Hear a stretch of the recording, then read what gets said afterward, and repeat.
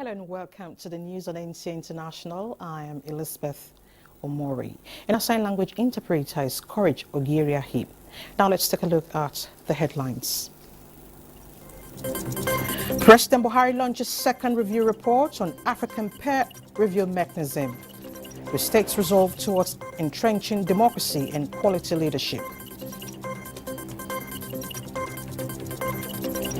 Information Minister seeks public understanding on scarcity of petrol and new Naira notes. On International Day of Zero Tolerance for Female Genital Mutilation, largest television network in Africa pledges commitment to awareness campaign.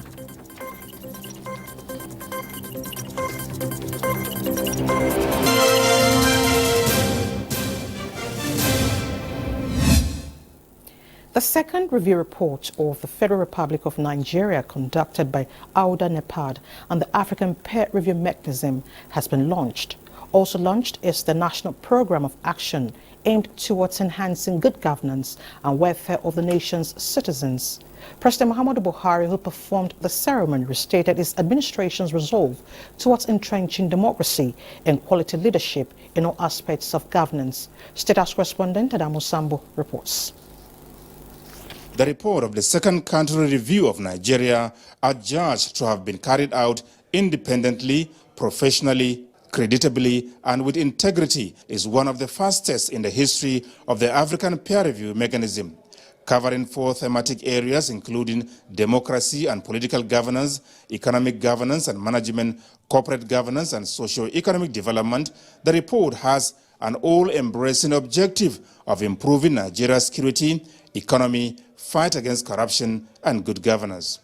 As a government, we are proud of the steady progress being made in the country, as stated by the report, and we will continue to support the African peer review mechanism process and to ensure adequate monitoring and evaluation of the report implementation. Nigeria will continue to support Africa's renewal and rebirth, which is vivid in the collective commitment to the principles and guidelines of the African peer review mechanism in order to consolidate Africa's path to healthy democracy, sustainable growth, and development.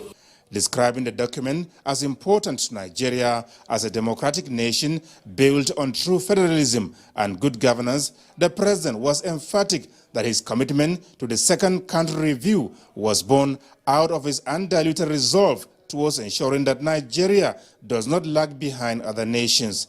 He enumerated electoral, pension, tax law, judiciary, and monetary policy reforms, as well as digitization of performance management system and the fight against corruption as some of Nigeria's best practices worthy of emulation.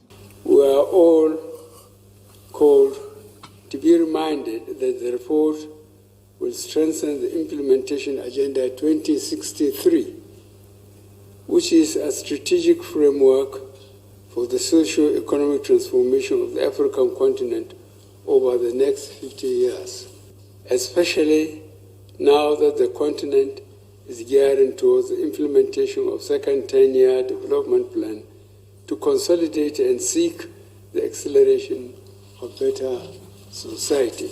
The second country review report would, amongst others, help the government to further analyze existing gaps and provide solutions to some of the socio-economic challenges confronting Nigeria towards consolidating good governance. Mr. President, I want to use this opportunity to commend your exemplary leadership, your commitment to Nigeria, commitment to ECOWAS, and indeed your commitment to governance, democracy, and may you continue to be an exemplary leader to Africa and to continue to be involved in issues that move this subcontinent forward.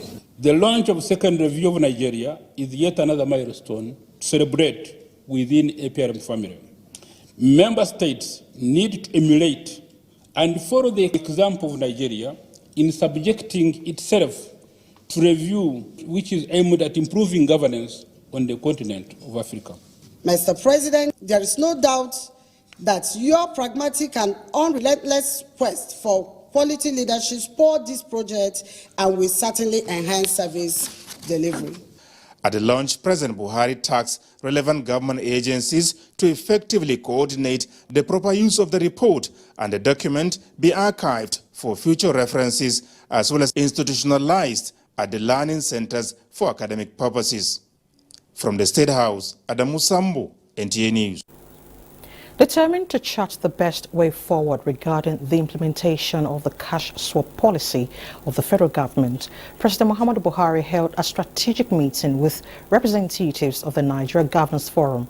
State House correspondent Adamu Sambo once again brings us details. Although President Muhammadu Buhari was scheduled to hold talks on the Naira redesign policy with the entire members of the Nigeria Governors Forum, the meeting, presidency sources say, had to be cancelled due to the various legal actions for and against the implementation of the government's policy as planned. President Muhammadu Buhari instead summoned the chairman of the Nigeria Governors Forum and governor of Sokoto State, Aminu Waziri Tambuwal, and his counterpart from Kebbi State, Abubakar Atiku Bagudu, who chairs the Progressives Governors Forum. Also asked to join them are the governor of the Central Bank of Nigeria, Godwin Emefiele, and the chairman of the EFCC, Abdul Rashid Bawa. The crucial meeting, held behind closed doors, lasted about 1 hour, but details were not disclosed. It will be recalled that President Buhari had asked for a window of 7 days to resolve the cash crunch emanating from the implementation of the Naira redesign policy.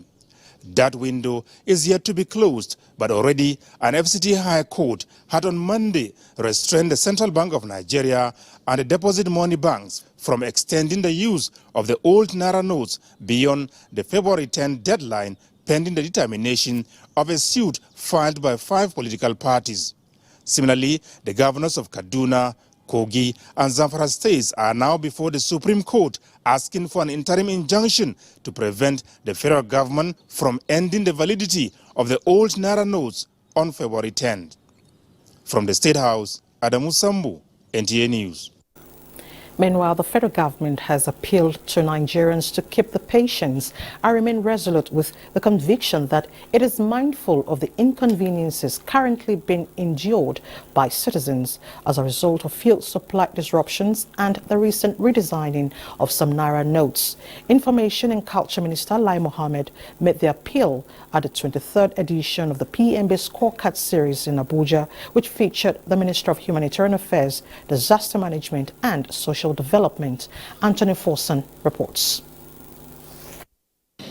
Let me use this opportunity to assure Nigerians that the federal government is mindful of the inconveniences currently being endured by citizens as a result of fuel supply disruption and the recent. Information and Culture Minister Lai Mohammed explained that the federal government is working assiduously to restore normalcy to those critical enablers of the economy to alleviate the pains of Nigerians. Unfortunately, some opposition political parties ran to court to obtain an injunction restraining Mr. President and the CBN from extending the February 10 deadline for Nigerians to exchange their old notes for new ones. The court action came after a number of opposition parties threatened to boycott the 2023 general elections if the deadline was extended. The minister maintained that the desperate opposition have decided to play political game with the issues and preferring to make Nigerians suffer more. Or how else can one explain the fact that these unscrupulous opposition parties do not want any action that could reduce the pains being experienced by Nigerians? How else can one explain the fact that they have decided to legally hamstring Mr. President, in particular, from providing any relief for Nigerians suffering from the cash crunch? It is bad politics when you put the interest of desperate political parties over and above the interests of Nigerians, the same Nigerians whose votes you earnestly seek. However, the antics of the desperate power mongers will not save their sinking ambition. One thing is sure, though, the desperate actions will not save these sinking political parties, as voters have already seen that they are the real enemies of the people and not Mr. President or the All Progressives Congress. And despite the antics of the opposition, rest assured, ladies and gentlemen, that the government is willing and able to take decisive steps to bring succor to Nigerians in the shortest possible time. The minister used the opportunity to congratulate Temilade Okweni, known as Thames, for her 2023 Grammy Award, saying it is a confirmation of hard work and uncommon creativity as Nigerian musicians have continued to take the world by storm, making the country proud. In Abuja, Anthony Forson, NTA News. And the Minister of Humanitarian Affairs, Disaster Management and Social Development, Sadia Umar Farouk, has reeled out the strides recorded by the ministry and the agencies under her purview, with hope of sustaining efforts to meet the needs of vulnerable Nigerians. Ruth Aguele reports that this was at the ongoing series of the PMB scorecard. Since its creation in 2019, the Ministry of Humanitarian Affairs, Disaster Management and Social Development has touched all nooks and crannies of the country to bridge the gap of poverty through enhanced interventions. The Minister, Sadia Umar Farouk, who featured at the PMB scorecard series, expressed optimism that the foundation laid by the ministry in building resilience across the country can be sustained through the implementation of policies that have been formulated over the years that has directly impacted the lives of vulnerable Nigerians. The Federal Ministry of Humanitarian Affairs, Disaster Management and Social Development is contributing to priority areas, which is enhancing social inclusion and reduce poverty. It has been able to initiate the development of several policies, and this includes the National Policy for IDPs, the National Disaster Risk Management Policy, Revised National Disability Policy, the National Social Protection Policy in collaboration with the Federal Ministry of Finance, Budget and National Planning. The impact analysis for the 2022 flood disaster shows 4.476 persons were affected, 655 lives were lost, 676,945 farmlands were destroyed. The federal government approved the release of 12,000 metric tons of grains, rice, sorghum and gari from the National Strategic Reserves for distribution to all states, reaching 216,345 households, synonymous to 1,298,070 persons. The sustainability of the National Social Investment Programs, the Minister says, was achieved through adequate monitoring and evaluation of the different schemes. For the National Homegrown School Feeding Program, a total of 9.990 pupils are benefiting across the country. For the N-Power, about 1.5 million youths have been enrolled since inception. For the Government Enterprise and Empowerment Program, JIP 2.0, a total of 1.142 persons have been registered across the 36 states and the FCT, while the conditional cash transfer, 1.940 vulnerable persons across all states are being paid 5,000 Naira monthly. 350,000 vulnerable persons have received grant of 20,000 Naira each in all states and the FCT. The minister added that the creation of the National Commission for Persons with Disabilities and the National Senior Citizen Center are key achievements of the Buhari administration, with a stern commitment to ensure full implementation of social protection and inclusion programs. In Abuja, Ruth Aguele, NTA News. This is the news on NTA International. Let's take a break now. More news ahead. Just stay with us. You're still watching the news on NTA International. Amidst scarcity of currency that is propelling rising cost of living nationwide, accounting professionals have been called upon to bring to bear their expertise in financial management. This was at the 2023 first mandatory session of Association of National Accountants of Nigeria Continuing Professional Development Program in Abuja. Bosade Abel reports. Nigeria's socio-economic pressures and the ongoing currency reforms have continued to be major concerns to the financial institutions across the country, with hands on deck to address the most critical challenges that would enable the country meet its expectations. President and Chairman of Council of ANAN, Professor Benjamin Osisioma, is of the view that there is no better time for stakeholders in the industry to give their best in addressing the challenges. The craze of the moment is sustainability, because we seem to be consuming our present and our future. If we continue the rate at which we are going, our children will not have a future to inherit.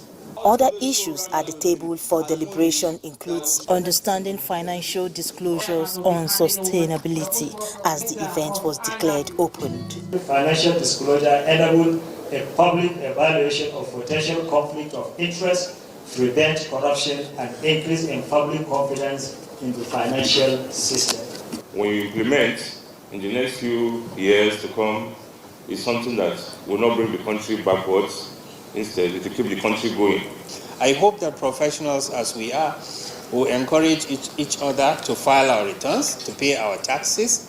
Capacity building and self-development are said to be the rudiment towards improving the practice. Hence, the need to take advantage of avenues aimed at sharpening skills for effective service delivery. In Abuja, Bosede Abel, NTA News. Death toll from Turkey. Syria earthquake climbs more than 5,000 as Turkish president declares state of emergency. And Congo blames rebels for UN peacekeeper death as insecurity spurs protests. Charles Arthur brings us details of these and other developments on the global scene.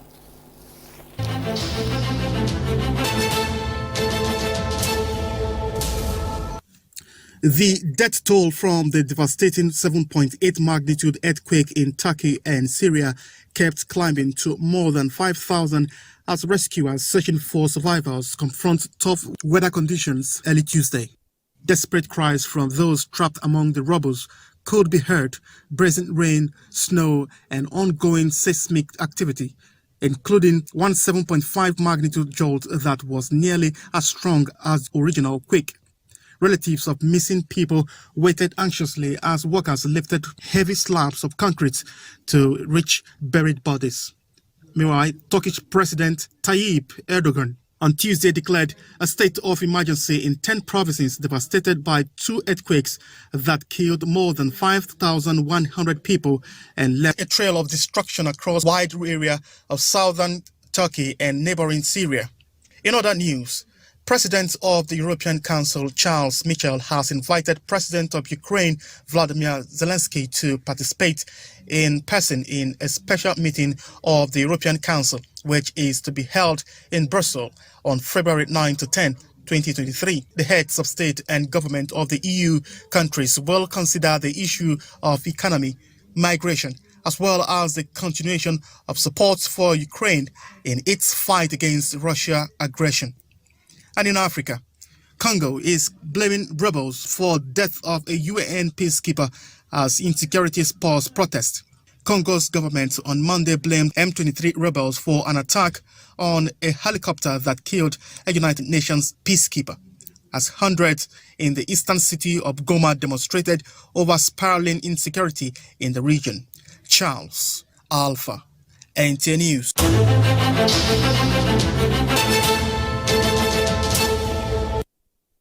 In out to traditions and health, prevalence of practice of female genital mutilation remains a theme of worry for both government, private or group of individuals, given the number of victims in Nigeria. Women Against Violence and Exploitation Foundation, while celebrating International Day of Zero Tolerance for Female Genital Mutilation, was an NTA to seek partnership on elimination of the harmful practice, with focus on survival, partnering men and boys to amplify and direct efforts against FGM. On issues around FGM, the cultural practice, why it is still an issue now, and what are the things that we really need to do. Men that seem to be the head of the families, and in most cases, they're the ones that give instructions. Most women will not even do some things without their husband's consent. And so in this area, we're trying to sensitize the men. On the request, the General Manager of NTA International, Ogaya Simon, who received the group on behalf of the Director General of NTA, Saliu Abdulhamid Dembas, promised to avail NTA's platform for them to be able to pass across the message. That somebody is doing something against female genital mutilation, it's a crime against humanity. It's not something that should be done to anybody. And as NTA, we will partner with you. Wave Foundation recognized the role of NTA in fighting rape and gender violence, as well as encouraged the organization to continue to be the voice of the voiceless. And out to the courts. A federal high court sitting in Abuja has discharged and acquitted the chairman of Atlantic Energy Concepts, Jide Omokore, of alleged involvement in fraudulent conversion of crude oil proceeds totaling $1.5 billion. Olabode area reports that the suit was instituted by the Economic and Financial Crimes Commission in 2016. Jide Omokore and his company, Atlantic Energy Concepts Limited, were accused of bribing former managing director of the Nigeria Petroleum Development Company, Victor Briggs, and Abiye Membere, a former board member of the Nigeria National Petroleum Corporation, with luxurious cars in order to obtain crude oil contracts and converting the proceeds of the crude oil contract to his personal use. The court, however, found that the prosecution could not prove its case against Omokore, but Justice Nnamdi Dingba convicted the two NNPC officials for receiving bribes from Omokore in the course of duty. We will certainly review, and most likely we are going on appeal, because we actually do not agree with the decision of the courts. This judgment, for instance, is a situation where the award that the judge referred to already mentioned that the payment of the $1.69 billion to those defendants through the crude oil lifted was an unjust enrichment. But the court was of the opinion that this was not money laundering. This was also not obtaining under false pretense. So we actually do not agree with the decision of the court. The court ordered that the two officials be remanded in EFCC custody until Wednesday, when they will be sentenced. In Abuja, Olabode, NTA News. A bit on security, military and the civil society organizations have continued to strengthen cooperation in areas of common interest to devise a strategic way of combating insecurity. This was at a special session between the military and civil society organizations to quicken the return of peace in parts of Nigeria. Dennis Temple reports. The role of the armed forces in security and territorial integrity of Nigeria is one too many efforts, and this is challenging civil society organizations to sustain the commitment through effective collaboration. Now, the inauguration of this new partnership is propelling a dimensional approach to fighting crimes and other forms of unrest amidst rising risk of achieving a peaceful state. What we did here today is to devolve the interaction, the engagement to the grassroots, to the subnationals, to the states, so that we can drill this message across the length and breadth of the country. Niger State is one of those states, frontline states within the north central state that has been affected by insecurity. However, if you've been following trends of affairs in the state, you will discover that there is a de-escalation of the security challenges in Niger. When I see the army officials, I get scared. They are always so scary. But coming here today and seeing that the army, they want to come closer to our communities, they want to share the thought, they want to have their presence felt in all the communities. In the interest of our dear nation, we are going to work hand in hand with them to support them. These stakeholders are optimistic that the new dawn in the military push to eliminate enemies of the state is timely and a sure way to protecting lives and property. In Abuja, Dennis Temple, NTA News.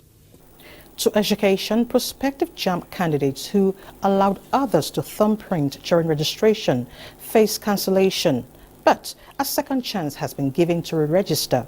JAMB Registrar Professor Ishak Oloyede stated this when he met with affected students and some CBT centers involved in this act. Olayin Kaujo reports. She used her own hand to register for me. My professor was trying to pull out my handkerchief. She used her own hand and prayed that we are done with that, we should go to the next hand. These are some students who have found themselves in such situation. 178 CBT centers are culpable of having tough time with JAMB. 2 years ago that I participated in the registration, I did something like that and there was no call like this. After a series of deliberations to fashion out better ways of checkmating the issues that had 817 students involved, the meeting came up with these resolutions. We will cancel the registration of those people concerned, and we will send messages to them to go back to the very center where they registered. And the CBT center will pay to the board the cost of re-registration of the candidates. And for registration centers that overcharged candidates, overpayment will be paid by those vendors and those institutions to the Federal Competition and Consumer Protection Commission. They will pay the money, the law will determine what to do. However, passionate appeals were made to JAMB to reconsider some of its actions. Olayin Kaujo, NTA News. And Olayin report ends the news at this time on NTA International. Do remember to always take action against rape and rapists. Thank you so much for your time.